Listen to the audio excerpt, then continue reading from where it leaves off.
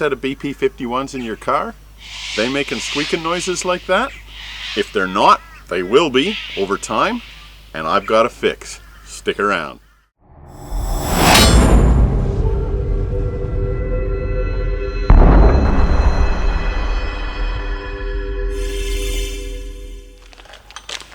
And the reason that you've got that squeak is because of these, and this is what we're chasing.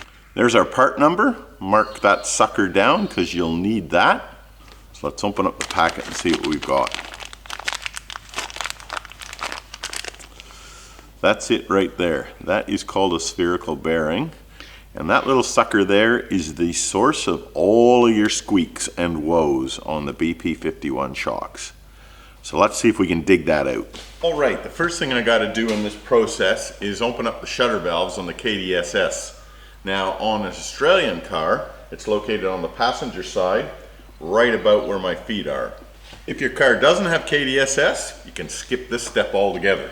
There's our KDSS cover. And you don't actually have to pull that cover off because you can access the two shutter valves from this spot here. So you crack these two Allen keys, which are the two shutter valves for the KDSS unit, and you turn them 3 full turns. And I've already pre-cracked them. So it's 1, 2, 3. And this one, 1, 2, 3. And that's it for our KDSS unit. We can now move on to the tires. So here's our integrated spring and shock. And what we want to replace are these bearings that are inside here. And there's one up on the top of the shock as well. Got to pull this BP51 entire assembly out, including that remote reservoir shocky. So I guess I'll pull that plate off first and disconnect that remote res unit from that bracket. Stones and all kinds of stuff coming out of there. Okay, it looks like that bracket is just held in place with a couple of bolts here. I can't actually get to this strap because it's bolted on the back side, so I'll take the whole entire bracket off. Alrighty, that's free. Now I can take that bolt off and slide that unit out of there because I doubt that that's going to fit through this shock tower. Alright, we've got that bracket off that remote resi. I'll tuck that out of the road. Now I think I've got to remove this steering arm because there's no way that shock's going to be able to get out of there. This is just going to foul against here, so I've got to remove that arm, get it out of the road so that that shock can actually come out. Now we got a cotter key here that needs to come out. Chuck that in the bin and replace it. And now a big ass nut. Bigger. That's the one. Well, that was a lot easier than I thought. I'm going to flip this nut over and just try and tap that gently down. And who knows, maybe it'll let go. But if it doesn't, then I'll start whacking this. No way. We're not going any further there because we'll start to damage those threads. So I'll spin that nut around, pop it back in place, and wail on that and see if it'll let go.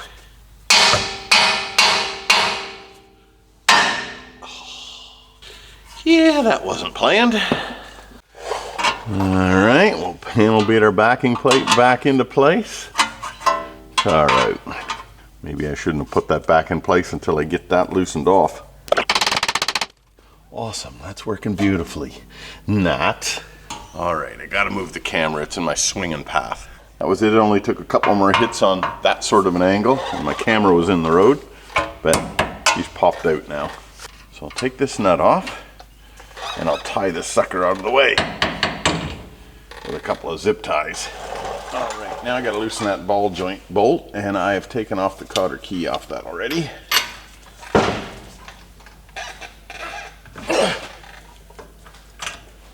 Got it. And I'll leave that nut on there. Now I suspect I'm going to have to take that sway bar link off, but I'm going to try first without doing that and just pull that shock bolt off. It's attached to a massive long pin that goes right through the bottom of the lower control arm.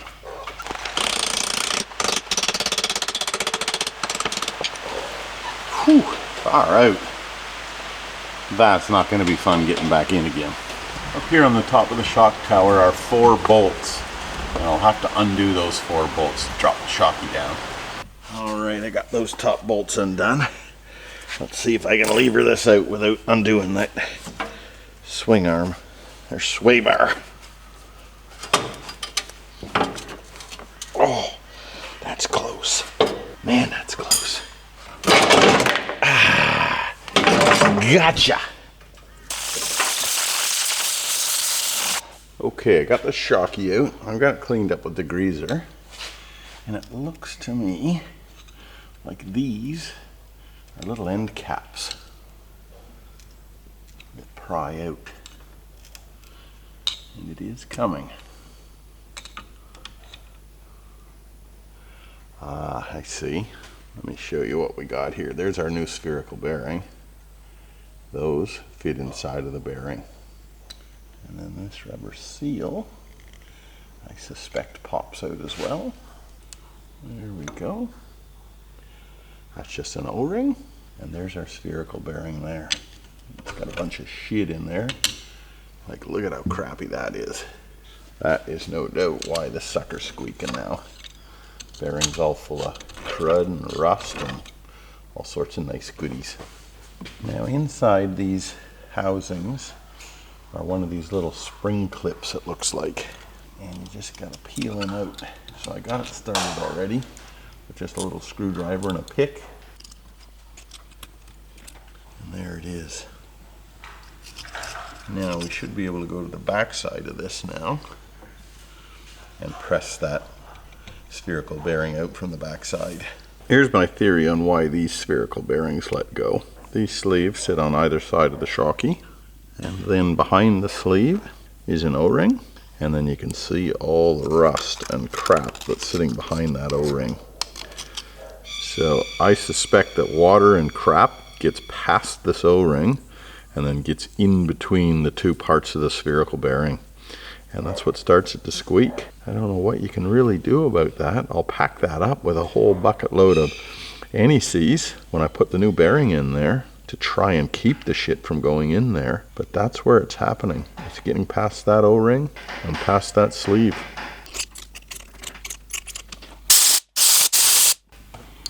There's this snap ring that holds the bearing in from both sides, and you do get replacement snap rings with the kit from ARB.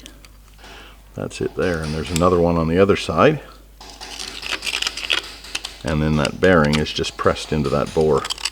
And that bearing's actually flopping around in there. And on the new ones, that's a really, really nice tight fit. So that's definitely the source of our squeak.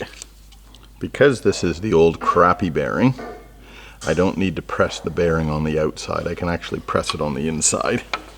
So what I'll do is pop that drift in there and then hit my press from this side and push the bearing out.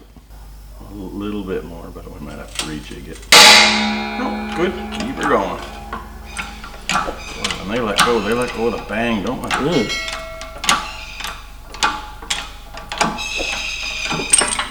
Lovely, thank you. And there's a spherical bearing that I pulled out. You can see how it's all got rust and crap in between the 2 surfaces. And this bearing runs on a nylon or a Teflon inner between this bearing, and that nylon has actually started to walk out of there, and I can jiggle that, and it's got a lot of crud in there. So that is well and truly cactus, and we will replace that. But there's the reason for the squeak right there, and there's the O-rings that let the crud past to get in there and eventually chew that bearing out. All right, I got a universal O-ring kit here, and that's the size there, R24. But there's a massive difference in the diameter of the O-ring, so I'm actually going to use these old ones. They're in all right shape. I'll reverse him. I'll take this side here, which is a little bit chewed out, which was on the inside, and I'll flip him over. Not ideal, but that is it. ARB don't supply these O-rings. Yeah, I'll throw some anti-seize in there. Okay, and I'll get our new spherical bearing. And I'll throw a bit on the perimeter of it as well. Pop that in place. Now I can't press on here to push the bearing in. So I'll get a larger diameter socket that presses on the OD here.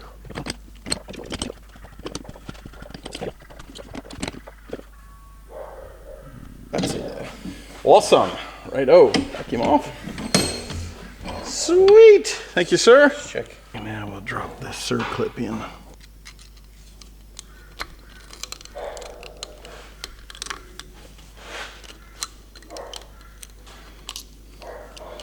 All right. That circlip is home. Now I'll get our O-ring, of which I have to reuse. And there we have it.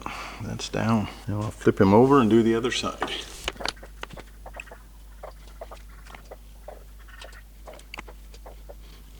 There we have it. It's ready to reinstall.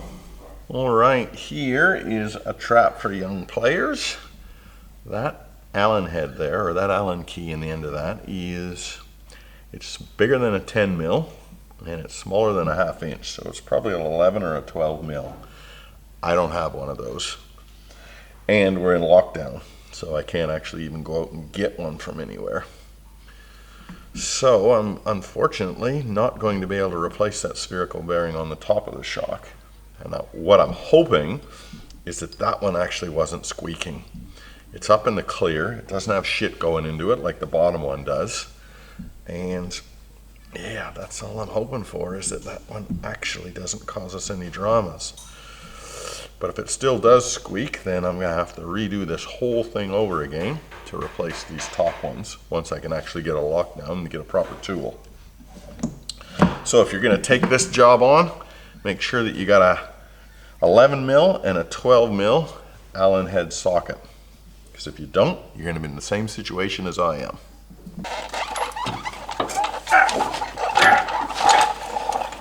Okay, hang on. Sure. Maybe I can just tap it while you're pushing down a bit. Maybe if you try pushing down on that again, and I'll try twisting. Okay, let go for a sec. Okay. Ooh. Ooh. Sweet! Thanks, sir. Alrighty, I got those top 4 bolts in.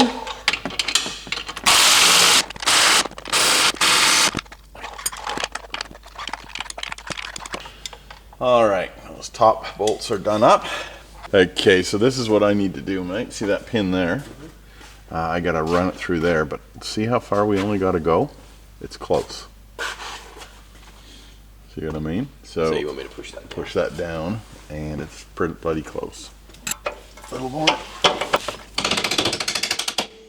Beautiful. Good one. Thank you. That's friggin' awesome. Okay, hook the steering arm back up again. Clean that all out. Put some anti-seize on there. Throw a bit on the threads as well. What the hell? And a brand new cotter key. All right, let's do a roll call here. Steering arm done back up. Shocky bolt done up. We never took the sway bar off. Top 4 bolts done up on the shocky. Remote reservoir in place. These 2 bolts done up. The ball joint, lower ball joint, that's done back up. Cotter key in both of those. I think we're there. We'll pop that plastic cover back on here. And we'll call it quits and jump over to the other side.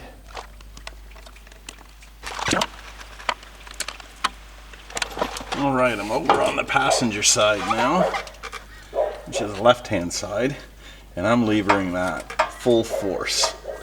And that's not moving that control arm at all. So I think on this side, you do actually have to take off this KDSS swing arm. So on this side, to get this actually fit, I had to take it off of that upper ball joint. but it should slot right back in, right? All right, pop our top in.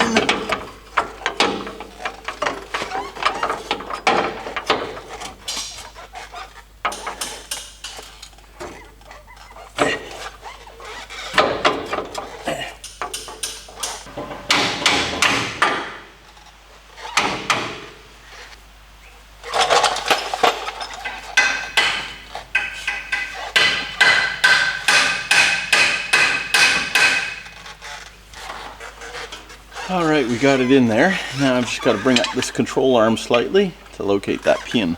Line that bolt hole up. That looks pretty close.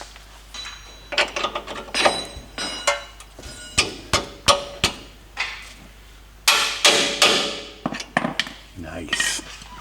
Around on the back side. A little bit of anti-seize on that big bolt. And we'll run him home.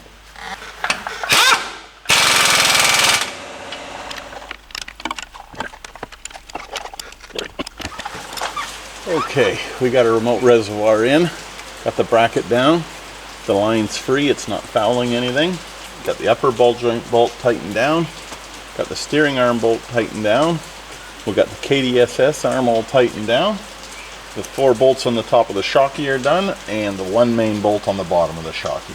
So the only thing left to do is drop a couple of cotter pins in each of these 2 bolts, put this plastic cover back over, drop her on the ground, and listen for some squeaks.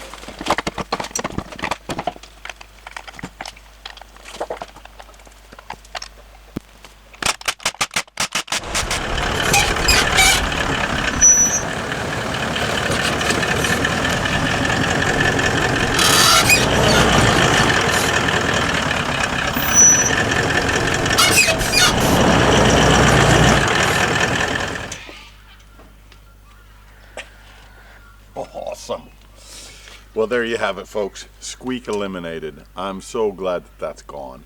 The only tricky bit in this whole thing about you doing it yourself is you need to have a press to be able to press that bearing out of there. But if you can do that, you can do this no problem on your own. Well, the Jaffa crew and I are about to head off on a big trip. Thanks for watching. We'll catch up with you guys on the trail. Have a good one. Bye now.